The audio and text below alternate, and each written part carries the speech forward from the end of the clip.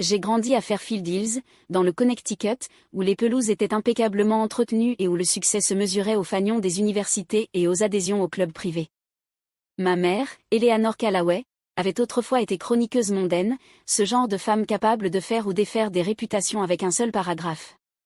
Elle se comportait comme si elle était encore sous pression, scrutant chaque pièce à la recherche d'imperfections, surtout si ces imperfections, c'était moi. Ma sœur Victoria était tout ce que ma mère avait toujours voulu en une fille. Elle avait obtenu son diplôme de droit à Yale, avait été assistante d'un juge fédéral, et était en voie de devenir associée avant ses 30 ans. À chaque dîner de fête, il y avait un nouvel article sur elle, parfois littéralement, car maman découpait les articles et les encadrait sur le mur de la salle à manger. J'étais la pensée secondaire à ces réunions, assise au bout de la table à côté des cousins plus jeunes, répondant aux questions sur mes études, même après avoir abandonné. Quand je disais que je créais des sites web pour des petites entreprises, quelqu'un riait et trouvait ça mignon, comme si je vendais de la limonade au coin de la rue.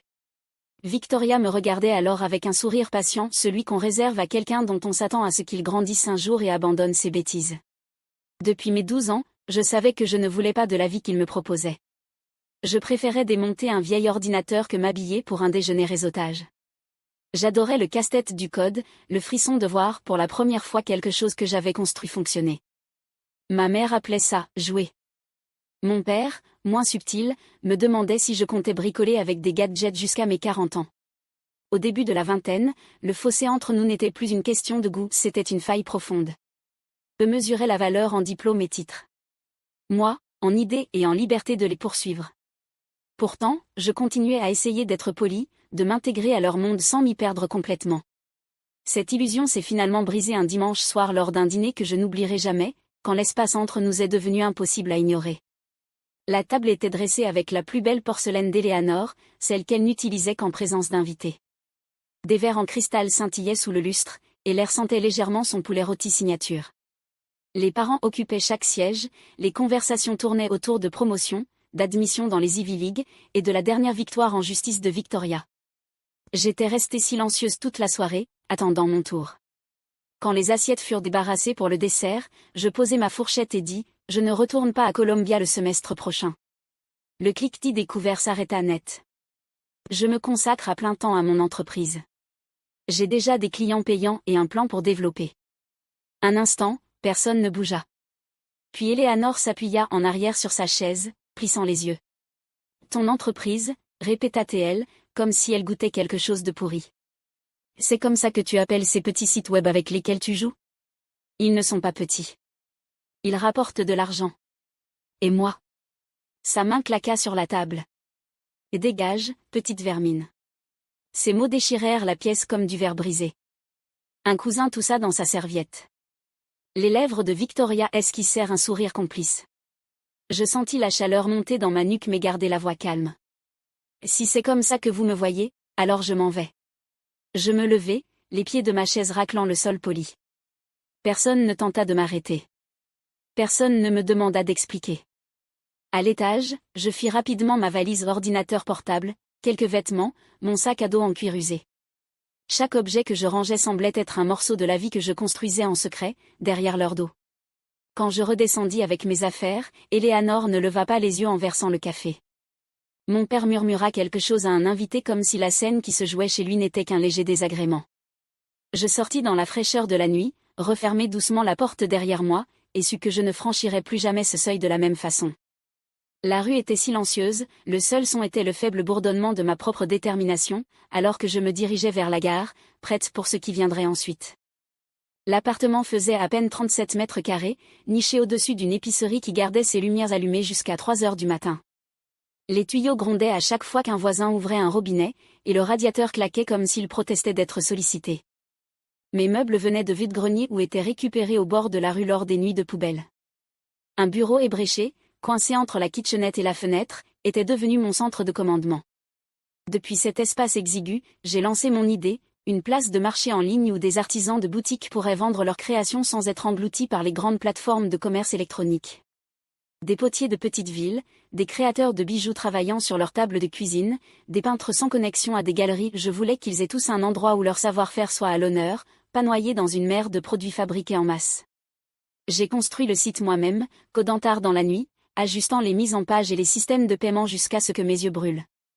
J'envoyais des mails aux propriétaires de boutiques que je trouvais en ligne, me présentant ainsi que la plateforme. La plupart ne répondaient pas. Quelques-uns répondaient, mais leur première question était toujours la même, « Où as-tu étudié ?» Quand j'admettais que je n'avais pas de diplôme, leur ton changeait. Certains arrêtaient tout simplement de répondre. D'autres répondaient poliment mais catégoriquement non. Le loyer et les charges épuisaient mes petites économies. Je rallongeais mes repas en sautant le petit déjeuner, vivant de nouilles instantanées et de boîtes de haricots. Je prenais des petits boulots de réparation informatique pour les voisins, réparer un téléphone capricieux, démêler une imprimante récalcitrante pour payer l'hébergement du site. Un soir, après avoir envoyé une nouvelle série de propositions, j'ai vérifié ma boîte mail. Un autre refus, cette fois d'une boutique dans le Vermont. La dernière phrase du propriétaire disait « Reviens peut-être quand tu auras de vrais diplômes ».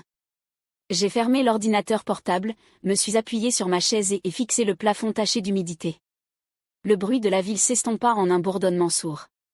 Pour la première fois depuis mon départ de la maison, je me suis demandé si ma mère avait raison, que sans le bon papier accroché au mur, je serais toujours un pas derrière. Mais le matin venait toujours, avec une nouvelle chance de prouver le contraire. Le lendemain, j'ai pris mon ordinateur portable et suis allé à une rencontre gratuite pour petites entreprises que j'avais vue affichée sur un panneau communautaire, espérant que la salle contiendrait au moins une personne prête à écouter.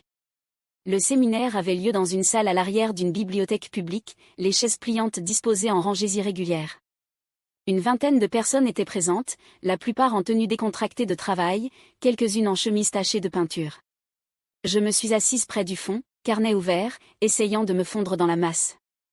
L'intervenante était Marin Hollis, fondatrice d'une petite mais prospère société de logiciels logistiques. Elle n'était pas aussi sophistiquée que je l'avais imaginé, ses manches de blazer retroussées, elle parlait simplement avec une autorité acquise après plusieurs échecs de lancement. Elle nous a expliqué les chaînes d'approvisionnement, le suivi des stocks, et les inefficacités cachées qui drainent silencieusement les petites entreprises. Après la conférence, la plupart des gens sont partis rapidement, mais je suis restée, rassemblant mon courage pour l'aborder. Quand je l'ai enfin fait, j'ai failli laisser tomber ma carte de visite maison en la lui tendant. Je gère une place de marché pour artisans, dis-je, la voix plus assurée que je ne le sentais. Pas de diplôme, pas d'investisseurs, mais de vrais clients et de vraies ventes, du moins quand j'y arrive. Marin m'a observé un moment, puis a demandé « As-tu des données clients ?» J'ai ouvert mon ordinateur et lui ai montré ma petite mais croissante liste de vendeurs, avec leurs historiques de commandes. Elle a fait défiler les tableaux, son expression impassible. Puis elle s'est appuyée en arrière. « Tu penses trop petit. Vendre une écharpe faite main à la fois, c'est lent. Mais ton système de commande, et si tu le vendais à 50 boutiques en même temps ? Donne-leur les outils, pas seulement la vitrine. » Ces mots m'ont frappé comme un plan qui se met enfin en place. J'avais été tellement concentrée sur l'attraction de vendeurs individuels que je n'avais pas pensé à transformer ma plateforme en logiciel pour des réseaux de boutiques entiers. Nous avons parlé jusqu'à ce que le personnel de la bibliothèque commence à empiler les chaises. En retournant dans la nuit froide, mon esprit réécrivait déjà tout ou non, stratégie, envergure. En arrivant à mon appartement, je savais que la place de marché était terminée. La vraie entreprise allait commencer. La transition n'a pas été facile. J'ai dépouillé ma vieille place de marché jusqu'à son squelette et l'ai reconstruite en un système cloud de gestion des stocks et des commandes, conçu spécialement pour les détaillants artisans. J'ai passé des semaines à apprendre de nouveaux frameworks, concevoir un tableau de bord plus clair, et intégrer des API de livraison pour que les propriétaires de boutiques puissent suivre les produits de l'atelier à la vitrine. Les jours se sont transformés en nuit. Mon tableau de prospection téléphonique a dépassé les 200 noms, chaînes de boutiques, coopératives régionales, magasins de meubles spécialisés. La plupart se sont soldés par des refus polis ou pas de réponse du tout. Mais un matin, un mail est arrivé dans ma boîte, le directeur des opérations d'Eastwood Epine, une chaîne de meubles artisanaux basée en Nouvelle-Angleterre avec 14 magasins. Il cherchait un nouveau système et voulait une démonstration. Je n'ai presque pas dormi cette semaine-là. Vendredi, j'avais une démo en direct chargée avec leur catégorie de produits, des exemples de rapports de vente, et des alertes de réapprovisionnement automatisées. L'appel a duré 45 minutes, mais à la fin, le directeur a dit « Nous cherchons quelque chose comme ça depuis des années. Envoyez-nous la proposition. » Le contrat s'élevait à 500 000 $, la moitié payable d'avance. Quand j'ai vu l'accord signé, je suis resté longtemps à le fixer, les mains encore posées sur le clavier, comme si bouger trop vite risquait de le faire disparaître. Puis le vrai travail a commencé. Pendant 2 mois, j'ai poussé plus fort que jamais, coordonnant à distance avec leur manager, personnalisant les fonctionnalités pour chaque site, vérifiant 3 fois chaque intégration. Je mangeais à mon bureau, travaillais les week-ends, et parfois je m'endormais avec du code encore ouvert à l'écran. Le déploiement s'est fait dans les temps. Pas de plantage, pas de perte de données. En quelques semaines, leurs responsables régionaux rapportaient des délais d'exécution plus rapides et des inventaires plus précis. Le propriétaire d'Eastwood Epine m'a envoyé une carte de remerciement manuscrite, un petit geste, mais qui m'a paru être une validation en encre. Peu après, ils m'ont recommandé à 2 autres détaillants haut de gamme. Ces introductions ont mené à des réunions, et les réunions à de nouveaux contrats. Le chiffre d'affaires dépassait tout ce que j'avais imaginé quand je codais dans mon minuscule appartement pour des vendeurs individuels. Il était clair que je ne pouvais plus tout faire seul. J'ai embauché 2 développeurs et un coordinateur de projet, des gens aussi précis et déterminés que moi. Pour la première fois, j'avais une équipe, et ensemble, nous construisions quelque chose qui pouvait dépasser toutes les limites que je pensais avoir. Les contrats continuaient d'arriver, et avec eux, les chiffres sur mon compte en banque. Ce qui autrefois ne représentait que quelques milliers par an était devenu plus que je n'aurais jamais cru possible. Mais mon style de vie restait le même. Je vivais toujours dans le même appartement modeste, portais les mêmes bottes usées au rendez-vous client, conduisais encore une voiture avec plus de kilomètres que je ne voulais l'admettre. Moi, ma famille se doutait de quelque chose, mieux c'était. Ce n'était pas par peur, mais par contrôle. Je ne voulais pas que mon succès devienne une autre chose qu'il pourrait déformer en quelque chose de laid. Alors, quand j'ai décidé de les aider, je l'ai fait de manière à ce qu'ils ne puissent jamais remonter jusqu'à moi. J'ai appris par un contact en ville que mes parents avaient plusieurs mois de retard sur leur hypothèque. En moins d'une semaine, une « fondation éducative » anonyme a commencé à payer leur mensualité. Ils ont reçu une lettre de la banque louant leur contribution à l'éducation locale comme raison de cette aide. Mon père disait aux voisins qu'un bienfaiteur avait reconnu ses années de service. Ma mère parlait de « timing divin ». Quand l'état de la thyroïde de ma mère s'est aggravé et que l'assurance refusait de couvrir certains traitements, un fonds privé de santé est apparu de nulle part pour les payer intégralement. Elle ne s'est jamais posé de questions, disant seulement être reconnaissante de la gentillesse des inconnus. Les enfants de Victoria furent les suivants. Elle les avait inscrits dans une école privée d'élite, mais avait reculé devant la facture des frais de scolarité. Cet automne-là, les 2 enfants ont reçu des « bourses d'enrichissement académique » d'une fondation régionale, couvrant entièrement leurs frais. Elle a publié en ligne à quel point elle se sentait bénie d'être soutenue par des gens qui valorisent l'éducation. Malgré tout cela, il ne cessait de me traiter comme la fille qui avait abandonné, celle qui avait choisi la mauvaise voie. Au dîner de fête, il me comparait toujours défavorablement à Victoria, me suggérant encore de penser à finir mon diplôme. Je souriais, hochais la tête, et ne disais rien. Mais chaque fois qu'ils louaient leur mystérieux bienfaiteur, je baissais les yeux et gardais la voix calme, cachant la vérité au vu de tous. Je me disais que savoir que j'aidais suffisait, même s'ils ne me remercieraient jamais. Cette illusion ne dura pas éternellement. Un jour de fête, elle éclata. La table était dressée comme si rien n'avait changé, l'argenterie était polie, les verres à vin alignés comme des soldats, la dinde rôtie de ma mère placée au centre. J'avais été invitée comme chaque année, même si je soupçonnais que c'était plus par obligation que par accueil. Cette fois, je n'étais pas venue les mains vides. Dans mon sac, un dossier épais rempli de documents relevés de virements bancaires, contrats de fiducie, évaluation d'entreprise, tout ce qu'il n'avait jamais voulu demander. Le dîner commença comme d'habitude, ma mère récitait un toast à la famille, mon père enchaînait avec un discours louant les succès de Victoria, les notes des enfants, et combien ils étaient bénis d'avoir de tels exemples sous un même toit. Mon nom ne fut pas prononcé une seule fois. Quand la dinde fut découpée et les assiettes passées, je posai le dossier sur la table, entre la sauce au canneberge et les petits pains. « Je pense qu'il est temps que vous sachiez la vérité, dis-je. » Mon père fronça les sourcils tandis que je glissais le premier document vers eux, un rapport d'évaluation plaçant la valeur de mon entreprise à 48 millions de dollars. Puis vinrent des relevés montrant les paiements hypothécaires faits par la soi-disant fondation éducative, des factures de santé payées par une fiducie privée, des bourses pour les enfants de Victoria. Les yeux de ma mère se plissèrent. « Où as-tu obtenu tout ça ? » « C'est à moi, répondis-je calmement. La fondation, la fiducie, les bourses, ça fait des années que c'est moi. Victoria laissa échapper un petit rire. Donc, tu joues avec du code chez toi et tout à coup tu es millionnaire ? J'ai créé une entreprise qui sert des clients dans tout le pays, répondis-je, d'une voix assurée. Je vous ai soutenu en silence parce que je ne voulais pas de gratitude, juste du respect. Tu mens, claqua ma mère, la voix assez tranchante pour couper la pièce. Je me levai, rangeant les documents dans le dossier.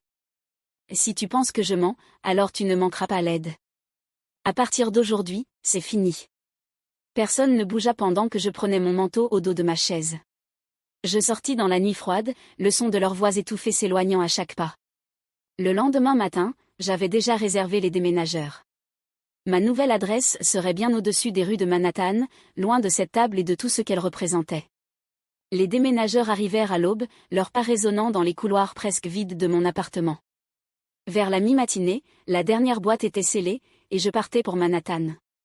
Les clés du Pantouse étaient lourdes dans ma main non pas à cause de leur poids, mais de ce qu'elles représentaient, des années de travail silencieux, d'orgueil avalé, de construction de quelque chose qu'ils disaient impossible. Quand je suis entré, l'espace s'est ouvert devant moi comme un horizon. Des fenêtres du sol au plafond entouraient le salon, la ligne d'horizon s'étendant dans toutes les directions. L'Hudson scintillait au loin, un ruban de lumière traversant la ville. Les parquets en chêne blanc captaient le soleil d'hiver, et les murs étaient nus, attendant que je décide ce qui devait y appartenir. Cette première nuit, je suis resté pieds nus près de la vitre, les lumières de la ville en contrebas scintillant comme une constellation que je pouvais enfin nommer comme mienne.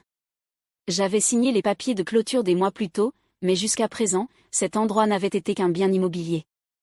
Aujourd'hui, il devenait un foyer. En moins d'une semaine, le nouveau siège de mon entreprise ouvrait au dernier étage d'une tour de verre à Midtown. Le bureau était élégant, lumineux, conçu pour la collaboration, avec des salles de conférence nommées d'après les petites villes d'où venaient mes premiers clients. Pour la première fois, mon nom figurait sur la porte, pas caché derrière un statut de SARL, ni enterré sous une coquille juridique. Ce mois-là, j'ai assisté à mon premier gala du secteur, serrant la main d'exécutifs, de fondateurs et d'investisseurs qui ne connaissaient mon travail que par réputation. Personne ne me demanda mon parcours scolaire. Personne ne mesura ma valeur à un bout de papier. Il la mesurait à ce que j'avais construit, et cela suffisait. Manhattan avait toujours été le décor de l'histoire de quelqu'un d'autre aux yeux de ma famille. Maintenant, c'était celui de la mienne, et j'avais l'intention d'écrire chaque chapitre sans demander la permission à quiconque. Le succès avait un goût différent quand il n'était plus seulement à moi. Au printemps, j'ai lancé le Callaway Catalyst Fund, un programme de subvention et de mentorat pour les entrepreneurs qui, comme moi, avaient choisi de construire sans le tampon d'un diplôme. Je voulais trouver ceux qui travaillaient en silence dans des espaces empruntés, tenant leurs idées ensemble avec détermination et Wi-Fi prêté. La première subvention fut accordée à une jeune femme de 22 ans, Alina Reyes, qui développait une application de planification et de suivi des patients pour les cliniques en zone rurale. Elle jonglait avec des emplois à temps partiel pour garder le projet en vie, codant la nuit sur un ordinateur portable d'occasion qui surchauffait toutes les heures. La subvention couvrit ses frais de vie, du matériel neuf, et l'a mis en relation avec des mentors pour l'aider à lancer l'application sur le marché. Lorsque l'annonce fut rendue publique, l'histoire attira plus d'attention que prévu. Des blogs spécialisés la relayèrent, puis des revues économiques, puis un reportage dans un magazine national. Les titres m'appelaient « Championne des fondateurs non traditionnels » et preuve que le chemin le moins fréquenté peut toujours mener au sommet. Ce n'était pas une question d'éloge, c'était un changement. Les mails commencèrent à affluer de tout le pays, chacun rappelant qu'il y avait plus de personnes comme nous qu'on ne voulait l'admettre. Le fonds ne donnait pas seulement de l'argent, il donnait la permission, quelque chose que j'avais appris être plus difficile à trouver que du capital.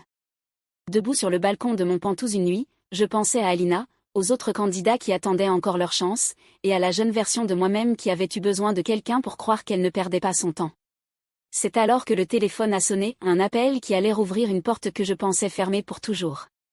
2 semaines après le lancement du fonds, mon téléphone s'est allumé avec un numéro que je n'avais pas vu depuis des mois. La voix d'Eleanor était plus douce que dans mon souvenir. « J'aimerais te voir, dit-elle. Juste pour parler. » Nous nous sommes rencontrés dans un petit café niché entre des brownstones, un endroit où le bruit ne dépassait jamais un murmure. Elle est arrivée en manteau simple, pas d'entrée dramatique, pas de regard acéré. Pendant un moment, nous avons simplement siroté notre café. Je me suis trompée, a-t-elle fini par dire. Sur ce qui compte. Sur toi. Je n'ai pas cherché à remplir le silence. Je ne peux pas changer le passé, ajouta-t-elle. Mais j'aimerais te connaître tel que tu es aujourd'hui. J'ai posé ma tasse. Alors ça commence par le respect. Pas de comparaison, pas de condition. Elle acquiesça, et pour une fois, il n'y avait pas de rancune. Nous nous sommes quittés sans promesse, mais aussi sans le poids des vieilles rancunes qui nous traînaient derrière. Ce week-end-là, j'ai organisé un dîner sur mon toit. Des guirlandes lumineuses dansaient dans la brise du soir, la ville bourdonnant en contrebas. Mon équipe riait autour de la longue table, et les premiers bénéficiaires du fonds partageaient les dernières nouvelles de leur projet. Les assiettes circulaient, les verres tintaient, les histoires se mêlaient. En regardant autour de moi, j'ai réalisé que c'était ma famille choisie, pas héritée. Et à cet instant, j'ai su que j'avais cessé de vivre pour mériter une place à la table de quelqu'un d'autre. J'avais construit la mienne.